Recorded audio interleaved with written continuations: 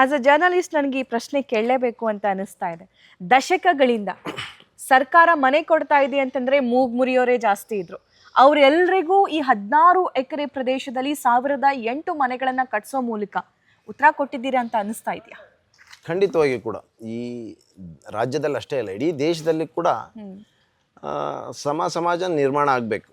ಹಿಂದೆ ಅಣ್ಣ ಬಸವಣ್ಣನವರ ಕಾಲದಿಂದ ಕೂಡ ಅದೇ ಒಂದು ವಾದ ಇತ್ತು.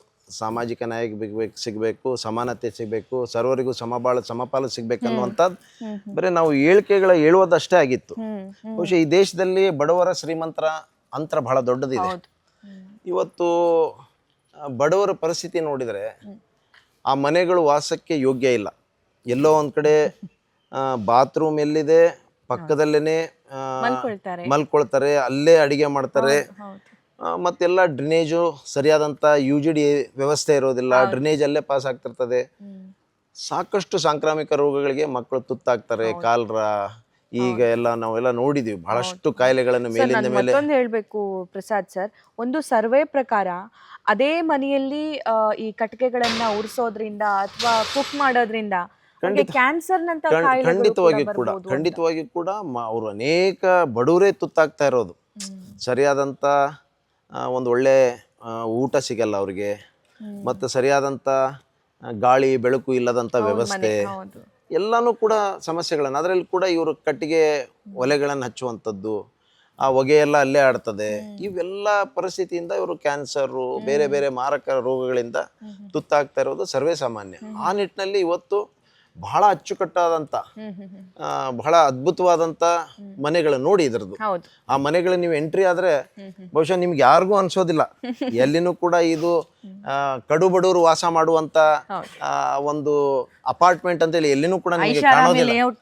ಅದೇ ತರ ಅನ್ಸ್ತದ. ಬಹಳ ಜನ ನನ್ಗೆಲ್ಲ ಬಂದಂತ ಅಧಿಕಾರಿಗಳು ಹೇಳ್ತಿದ್ರು, ನಮಗೂ ಒಂದಷ್ಟು ಕೊಟ್ರೆ ನಾವು ಇಲ್ಲೇ ಇರ್ತೀವ್ರಿ ಅಂತೇಳಿ. ಎಲ್ಲರೂ ಕೇಳ್ತಾ ಇದಾರೆ. ಜೊತೆಗೆ ಇಲ್ಲಿ ಪೊಲೀಸ್ ಕಮಿಷನರ್ ಬಂದಾಗ, ಸರ್ ನಮ್ಮ ಸ್ಟಾಫ್ನವ್ರಿಗೆ ಕೊಟ್ಬಿಡಿ ಸರ್ ಇಲ್ಲಿ ಅಂತ ಮನೆಗಳು ಅಂತ ಕೂಡ ಕೇಳ್ತಾ ಇದ್ರು. ಅಷ್ಟು ಅದ್ಭುತವಾಗಿ ನಾವು ನನ್ನ ಮತ್ತು ಮಂತ್ರಿಗಳ ಒಂದು ದೂರದೃಷ್ಟಿ ಏನಂದ್ರೆ, ನಾವು ಯಾವ ರೀತಿ ಒಳ್ಳೆ ವಾತಾವರಣದಲ್ಲಿ ಒಳ್ಳೆ drain, UGD line, 24x water connection, electricity supply, ಇವೆಲ್ಲ ಕೂಡ ನಾವು ಯಾವ ರೀತಿ ಎಂಜಾಯ್ ಮಾಡ್ತಾ ಇದೀವಿ, ಬಡವರಿಗೂ ಕೂಡ ಅದು ಆ ಅವಕಾಶ ದೊರಕಲಿ ಅಂತೇಳಿ. ಬಹುಶಃ ನೋಡಿ ನೀವು ಈ UGDಗಳನ್ನು ನೋಡ್ರಿ, ಎಷ್ಟು ಅದ್ಭುತವಾಗಿ ಇದನ್ನೆಲ್ಲ ಕೂಡ ಇದರ ಕವರೇಜ್ ಕೂಡ ಎಲ್ಲ ನಾವೆಲ್ಲ ಸ್ಟೀಲ್ ಇದನ್ನು ಕೂಡ ಮಾಡಿದ್ದೀವಿ.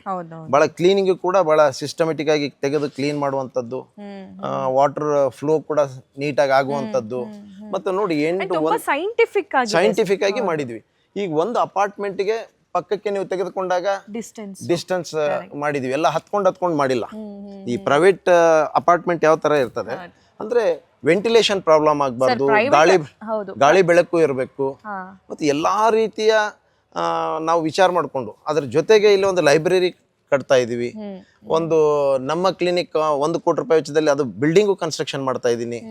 ಈ ಸುಮಾರು ಇನ್ನು ಕೆಲವು ದಿನಗಳಲ್ಲಿ ಮುಂದೆ ಒಂದು ಸುಮಾರು 5 ಕೋಟಿ ರೂಪಾಯಿ ವೆಚ್ಚದಲ್ಲಿ ಒಂದು ಹೈಟೆಕ್ ಕಾಂಪ್ಲೆಕ್ಸ್ ಮಾಡಿ ಅದನ್ನು ಕೂಡ ಎಲ್ಲಾ ರೀತಿಯ ಶಾಪಿಂಗ್ ಮಾಲ್ ಇಲ್ಲೇ ಆಗ್ಬೇಕು.